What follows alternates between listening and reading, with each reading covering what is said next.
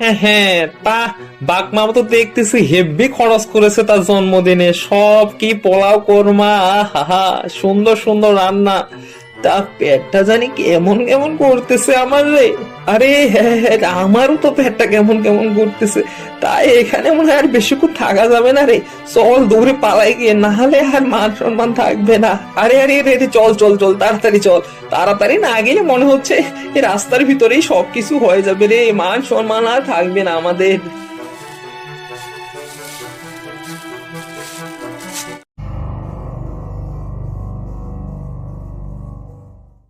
আরে আরে বল্টু, কাল রাতে মশাদের যা অত্যাচার, ঘুমটা একেবারে মাটি করে দিয়েছে রে।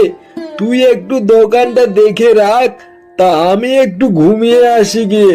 আচ্ছা ওস্তাদ, নো প্রবলেম। আপনি আরাম করে ঘুমান গিয়ে, আমি অতক্ষণে আপনার দোকানটা চালাই।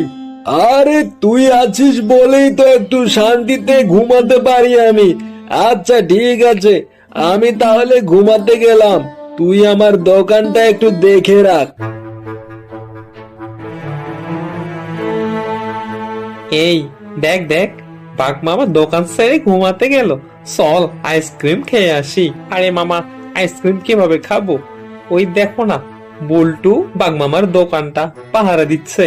ও বল্টু, ও তো একটা হাত আরাম। দেখ না কিভাবে ওকে ঠকিয়ে আইসক্রিম গুলো খাই আমি। তা গুরু, তোমার উপর আমার আস্থা আছে। তোমার যা বুদ্ধি, চলো যাই তাহলে। কিরে বল্টু, তোর আইসক্রিম গুলো কত করে রে? আইসক্রিম, তা কোনটা নেবেন আপনারা? বড়গুলো তো 20 টাকা করে, আর ছোটগুলো 10 টাকা। আরে আমাদের দেখে কি ফকির মিসকিন মনে হয় তোর? বড়গুলোই দে, বড়গুলো। আরে বল্টু, কেক গুলো যে দেখতেছে ওগুলো কত করে রে? ওগুলো মামা একই দাম, ওই 20 টাকা করেই। তোমরা চাইলে একই দামেই দিব তোমাদের। আচ্ছা আচ্ছা আচ্ছা, ঠিক আছে, তাহলে তুই আইসক্রিম গুলো ধর আর ওই কেক গুলো আমাদেরকে দে।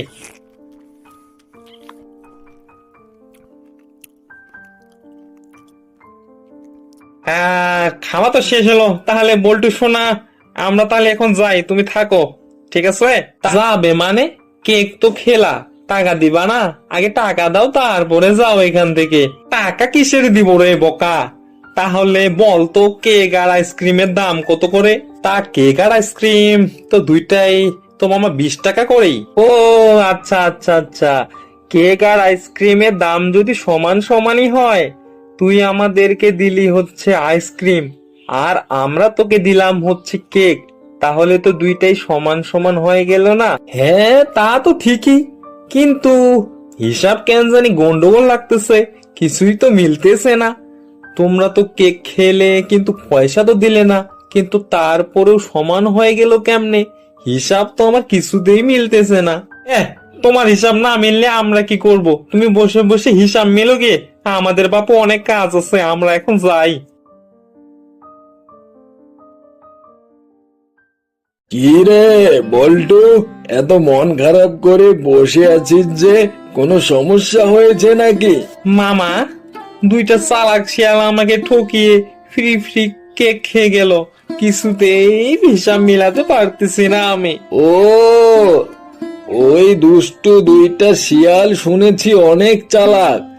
তাছাড়া তোর বুদ্ধি তো তেমন একটা নাই, মোটা মাথা থাকলে যা হয়, ওদেরকে আমি জব্দ করব।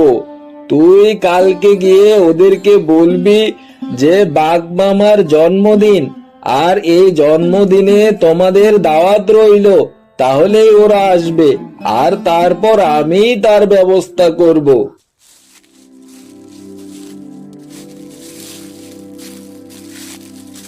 ও, তোমরা এখানে? সারা জঙ্গল ঘুরে ঘুরে হয়রান হয়ে গেলাম, তা বাঘ মামা তোমাদের দাওয়াত দিয়েছে কালকে। বাহ বাহ বাহ, তা সে তো খুব ভালো কথা রে। তা কি উপলক্ষে তোমার মামা দাওয়াত দিচ্ছে আমাদেরকে? তা তোমার মামা কি নতুন করে আবার বিয়ে করতেছে নাকি? আরে না না না, বিয়ে কেন করতে যাবে? বাঘ মামার তো অলরেডি একটা বউ আছেই। বাঘ মামার এবার খুব ইচ্ছে হয়েছে, উনি জন্মদিন পালন করবেন, সেজন্যই তোমাদেরকে নিমন্ত্রণ দিলেন। ঢং, বুড়োর দেখতেছি ভীমরতি ধরেছে। আরে আরে আরে চুপ কর চুপ কর চুপ কর, এসব কি বলিস তুই? বাঘ মামা আমাদেরকে দাওয়াত দিয়েছে, না গেলে কেমন দেখায়। আচ্ছা ঠিক আছে মোল্টু সোনা, আমরা কালকে সময় মতো তোমাদের ওখানে পৌঁছে যাব, কোনো চিন্তা করিও না।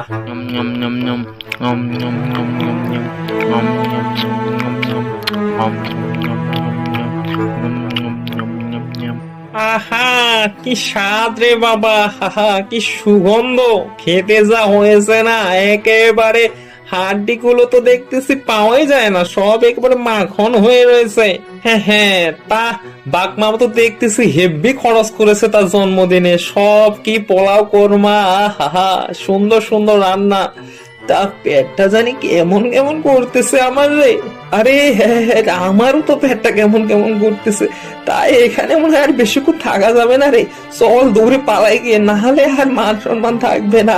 আরে আরে রে রে, চল চল চল তাড়াতাড়ি চল, তাড়াতাড়ি না গেলে মনে হচ্ছে এই রাস্তার ভিতরেই সবকিছু হয়ে যাবে রে, মান সম্মান আর থাকবে না আমাদের।